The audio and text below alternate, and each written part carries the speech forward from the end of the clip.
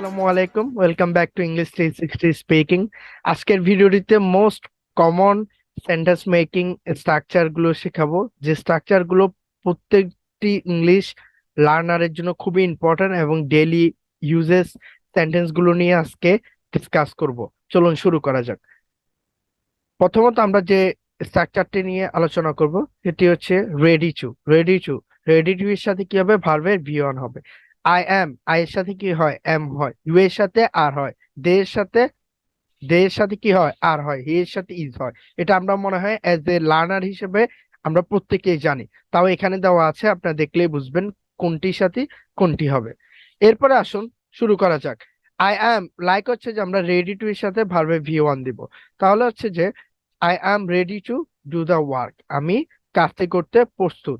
তাহলে হচ্ছে he is ready to do the work, সে কাজটি করতে প্রস্তুত। They are ready to do this work, তারা এই কাজটি করতে প্রস্তুত। চলুন কয়েকটি স্ট্রাকচার সেন্টেন্স প্র্যাকটিস করা যাক।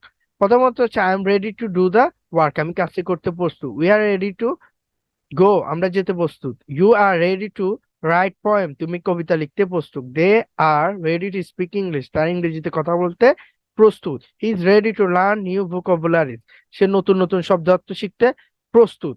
এরপরে চলুন পরবর্তী, আপনার স্ট্রাকচারটি দিয়ে এখান একটি স্ক্রিনশট নিয়ে এগুলো 15 থেকে 20 বার প্র্যাকটিস করলে I hope you will be able to make more vocabularies, more sentences.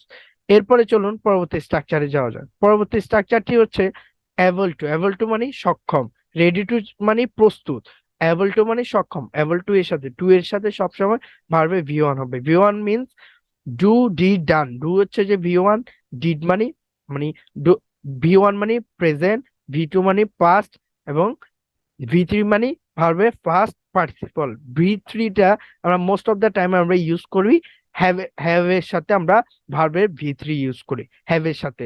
যেমন আই হ্যাভ গন দেয়ার, আমি সেখানে গিয়েছি, আমি সেখানে গিয়েছি। এখন হচ্ছে যে চলুন, তাহলে হচ্ছে যে আমরা এখানে এবল টু দিয়ে সেন্টেন্স মেক করবো। I am able to swim, আমি সাঁতার কাটতে সক্ষম। I am able to swim, আমি সাঁতার কাটতে সক্ষম।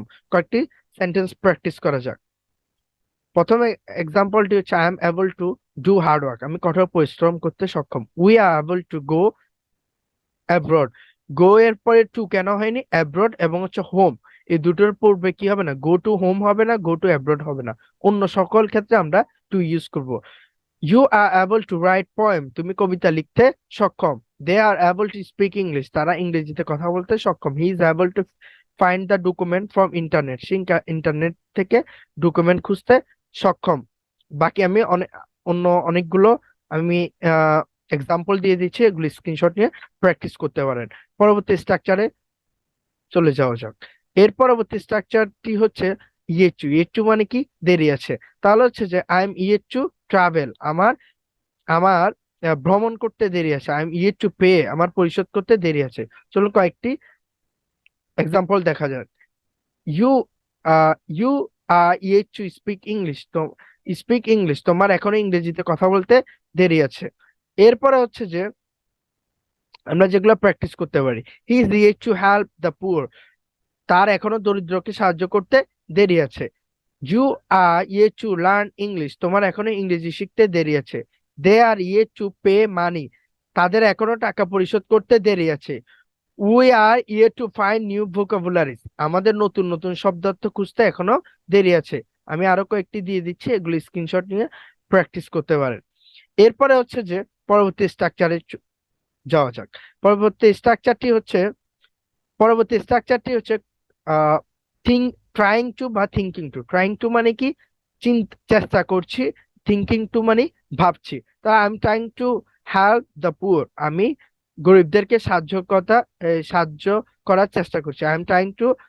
Thinking I am thinking two help the poor, আমি গরিবদের সাহায্য করার কথা ভাবছি। চলুন কয়েকটি এক্সাম্পল প্র্যাকটিস করা যাক।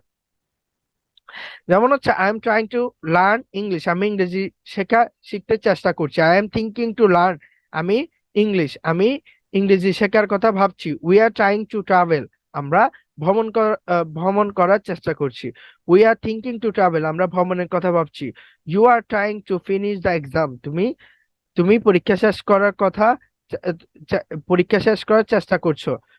You are thinking to finish the exam, তুমি পরীক্ষা শেষ করার কথা ভাবছো। এখানে কয়েকটি এক্সাম্পল দিয়ে দিয়েছি, প্র্যাকটিস করতে পারেন। এরপরে চলুন পরবর্তী স্ট্রাকচারে চলে যাওয়া যাক। পরবর্তী স্ট্রাকচারটি হচ্ছে বি ভার্বের সাথে আমরা গোড অ্যাট এ যদি নাউন হয় তাহলে হবে যে কি গোড অ্যাট প্লাস নাউন, আর যদি ভার্ব হয় ভার্বের সাথে আমরা আইএনজি দেবো। Like I am good at English, আমি ইংরেজিতে দক্ষ। I am good at math, আমি ম্যাথে দক্ষ। I am good at graphics, they they are good at graphics, তারা গ্রাফিক্সে দক্ষ।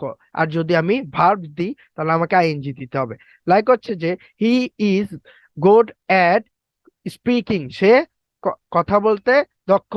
He she is good at cooking, সে রান্না করতে দক্ষ। Raisul is good at sleep sleeping, সে রাইসুল ঘুমাতে দক্ষ। তার মানে হচ্ছে যে আমরা যদি নাউন দিই নাউনের সাথে শুধু নাউন হবে, আর যদি এটি ভার্ব হয় ভার্বের সাথে আমরা আইএনজি দিব। চলুন কয়েকটি স্ট্রাকচার দেখা যাক। এই স্ট্রাকচারটিতে হচ্ছে যে চলুন এই স্ট্রাকচারটি হচ্ছে I am good at English, আমি ইংরেজিতে দক্ষ।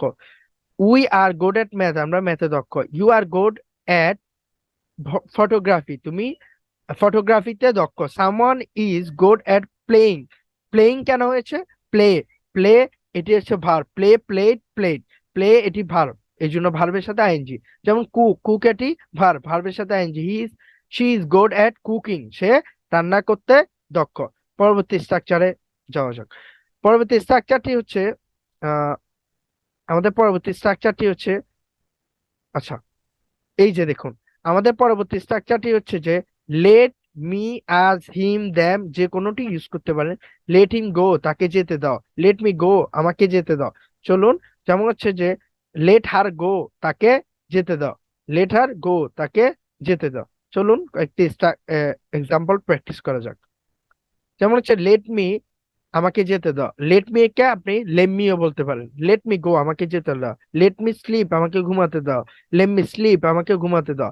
Let me let's let us finish the work, চলো কাজটি শেষ করি। Let us finish the work, চলো কাজটি লেট আস লেটস লেট আজকে আপনি লেটস বলতে পারেন। লেটস প্লে উইথ ক্লাসমেটস, চলো সহপাঠীদের সাথে খেলি। লেট হিম ডু, তাকে করতে দাও। এখানে আরো কয়েকটি এক্সাম্পল আছে, প্র্যাকটিস করে নিতে পারেন। আজকে যে স্ট্রাকচার গুলো নিয়ে ডিসকাশন করেছি এগুলো ছিল most uses daily uses structure. I think আপনারা এই স্ট্রাকচার গুলো যদি প্র্যাকটিস করেন আপনাদের sentence making ability বাড়বে। You will have this ability how to make more sentences without hesitation. আপনার I think and you will be fluent speaker if you practice those structures. আপনারা যদি এই স্ট্রাকচার গুলো প্র্যাকটিস করেন I think you will be fluent. Thank you so much. ভিডিওটি ভালো লেগে থাকলে সাবস্ক্রাইব করে পাশে থাকবেন। দেখা হবে নেক্সট ভিডিওতে। আসসালামু আলাইকুম।